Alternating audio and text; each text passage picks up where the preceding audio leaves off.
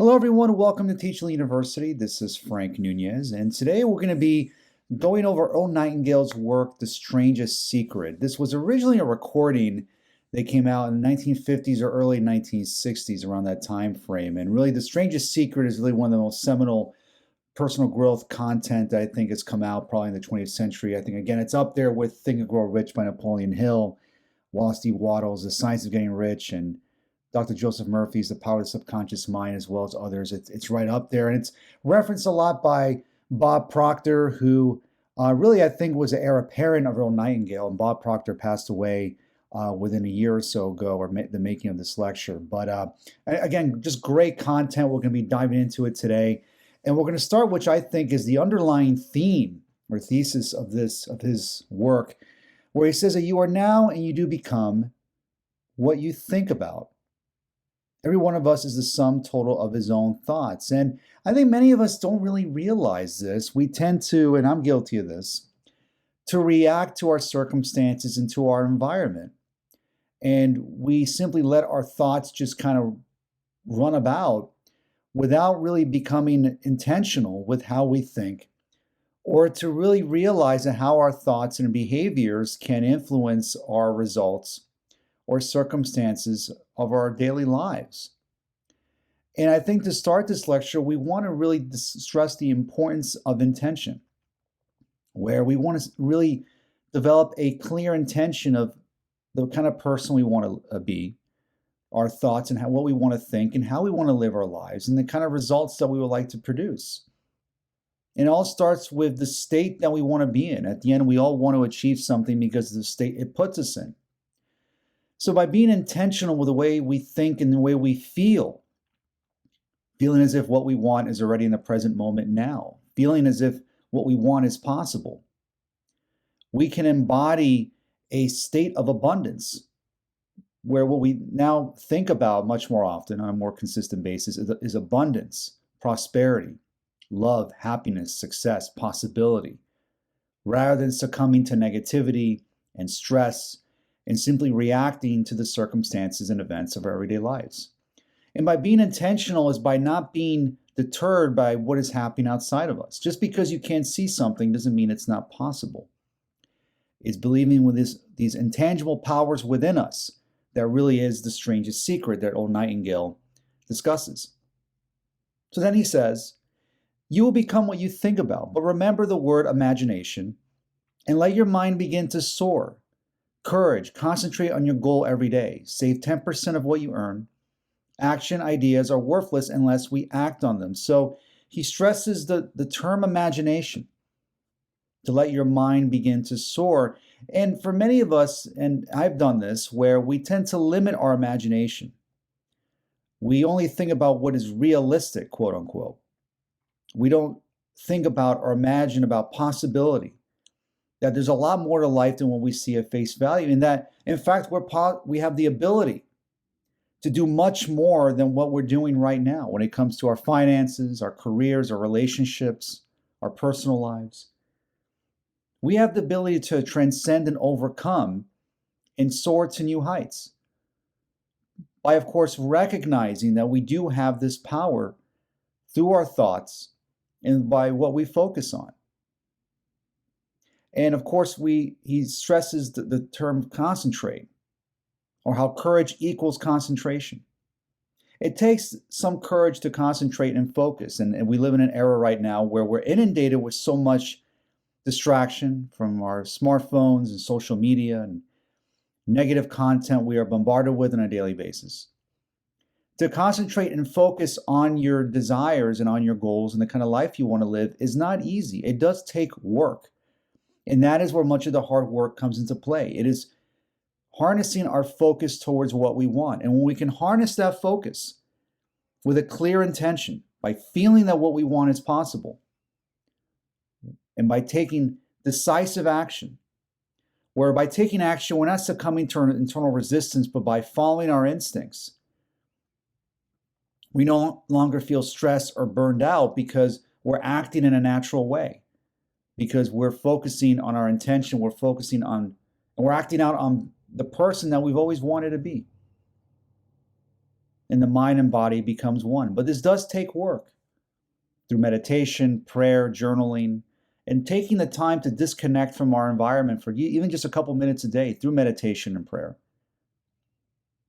By praying and feeling the wish fulfilled and focusing and concentrating on what we want. So then Earl Nightingale says that everything that's really worthwhile in life came to us free. Our mind, our soul, our body, our hopes, our dreams, our ambitions, our intelligence, our love of family and children and friends. All these priceless possessions are free. But the things that cost us money are actually very cheap and can be replaced at any time. So the strangest secret then, besides the fact that our thoughts, we become what we think about, and the sum total of our thoughts dictates our lives, is that the most valuable asset that we have, the true wealth that we embody, is the power of our mind, of our body and our soul, and our dreams and our ambitions, and our love that we have for family, for the people that we care about. These are the things that really matter, and that is ultimate power. It is this mind that we have, this body, our dreams and our desires, all these intangible qualities that sum up us as a human being, as a spiritual being. And that what really costs us is our obsession with material possessions, or obsession with materialism. When we only focus on the material, when we only focus on what we can see, and obsess simply about money or trivial matters that don't necessarily matter in the grand scheme of things. This is not to downplay the importance of material possessions or finances, etc. But to change then our external environment, it requires then that we use this power that we already possess. We don't need to go searching for it. We already have it. And when we recognize this, we've got it. Our dreams and our goals and our desires are already here because we already recognize that what we really want is to harness our authentic self and harness this power of authenticity of our minds, our bodies, our souls, and our love and ambitions, and use all of this as a way to transcend and to become something more. That is the real wealth. That also sums up the strangest secret.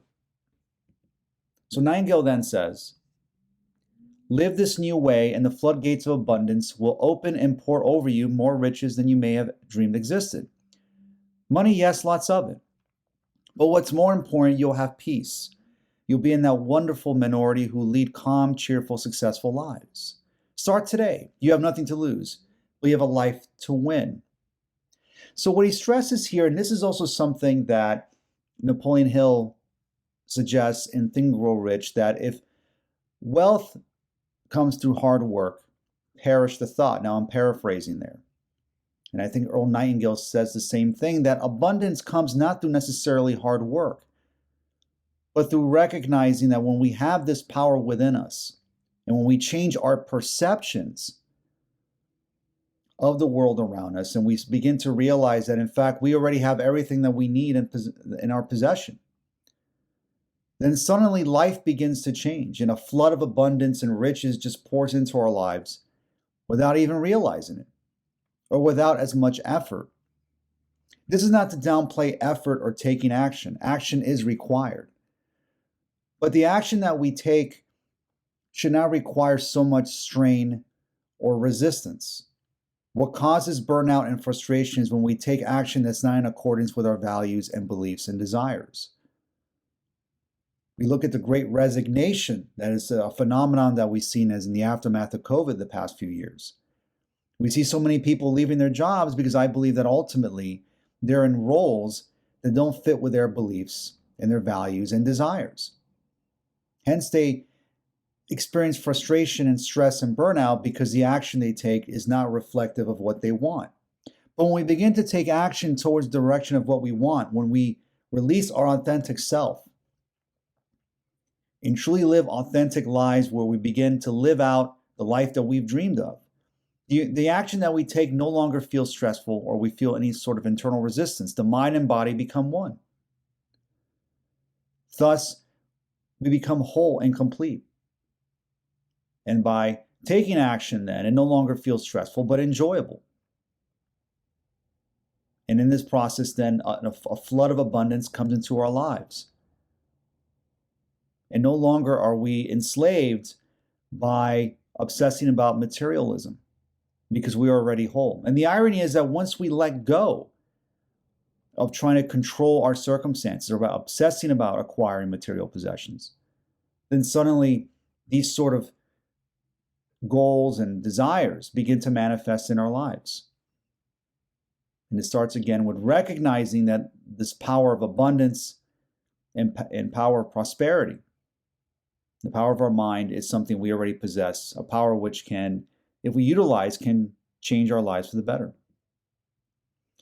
So it was George Bernard Shaw who said, "People are always blaming their circumstances for what they are." Nightingale says, "I don't believe in circumstances. The people who get on in this world are the people who get up and look for the circumstances they want, and if they can't find them, make them." So this goes back to what I was saying before, how for many people, they obsess about their circumstances, or they allow the events in their lives to shape how they think, how they feel, and how they behave. Or that we become victims of circumstance. Now, this doesn't mean we can control everything in our circumstances in our lives, but at the very least, we can control our perception of them. And once we control our perception of them, these events no longer have any power over us. And we can then begin to pivot and change, and thus create more desirable circumstances. And it goes back to focus. By feeling the wish fulfilled, by feeling that what we want is possible and already in our possession now, in the present moment. And by living in the moment, where we're not worried about a worst case scenario in the future, or living based on the disappointments of the past, we can live in the moment now, because there is no tomorrow, there is no past, there's only right now. And by living in the present moment, that's when we can stay focused on the task at hand, and feeling that life is already great and wonderful and abundant now, because we already recognize that we have this power, and with a clear intention to live a life of purpose, of love, and happiness. And by using all of our skills and ability to help others and improve our lives, that's where we can change our circumstances. And thus, changing our circumstances simply then requires a change in perception. So we've got to put the fuel in before we can expect heat. Likewise, we've got to be of service first before we can expect money. Don't concern yourself with the money. Be of service. Build, work, dream, create. Do this and you'll find that there is no limit to the prosperity and abundance that will come to you. So then, the mistake that, and I've been working with many entrepreneurs, they focus solely on the product or focus solely on the financial benefits of starting a business, of creating a product or service. But rather than obsessing about money to acquire real wealth in our lives, we must first focus on how we can help others, how we can help as many people as possible. And by focusing on helping others, by focusing on the customer, by focusing on creation, by creating things that resonate with you, creating things that can help others and improve people's lives, that can inspire people, and so on and so forth. And by dreaming big, then the natural consequence of that is a vast supply of wealth and money. And then we will have no limit to the prosperity and abundance that we can acquire that will come to you. So by trying to become wealthy and earning more money is to stop obsessing about money. This is not to say that money isn't important. It is important. But that should not be the sole focus. The focus should be what creates wealth, and that is being of service to others, improving the lives of other people. And the wealthiest individuals have created their wealth because they've managed to be able to help others en masse. The more amount of people you can help, the better, the more prosperity and abundance you can create, not just for others, but for yourself. So everything comes if a man would only wait. I have brought myself by long meditation to the conviction that a human being with a settled purpose must accomplish it, and that nothing can resist a will that will stake even existence for its fulfillment. So what happens often is that when we try to accomplish a goal, we try to hurry or rush this goal into existence. When we take action and we see we're not getting a desired result, we take more action, we stress ourselves out more, we stay busier, we burn the midnight oil, to the point where even if we get that thing, that goal, whatever that may be, we don't feel fulfilled because we lost why it is that we even wanted to accomplish that goal in the first place. By trying to force an outcome, we feel like we're always in lack. That until we get that goal or accomplish or achieve a specific desire, you will not get happy until you accomplish that goal. And that is a wrong way you want to look at things. You should not wait until you receive something to be happy. Rather than you can be happy right now. You can change and put yourself in a more positive state right now. By focusing on what you want, by focusing on being the person you've always wanted to be. By living life to its fullest and not trying to force an outcome. Because life isn't as linear as we would like it to be. Sometimes we don't know for sure when a specific outcome is going to occur. So then by living in the end, as Neville says, living as if the prayer has been answered, we're no longer waiting. We are becoming the person we've always wanted to be. And we discover this through meditation, through prayer, through taking the time to embody and live out the life we've always wanted, even if our circumstances are less than desirable. That's why, again, I think meditation and prayer and journaling and working on yourself on a daily basis is so important and is a simple but powerful tool that you could use to transform your life and become something more. Thank you so much for listening to this lecture. I'll see you next time. Take care.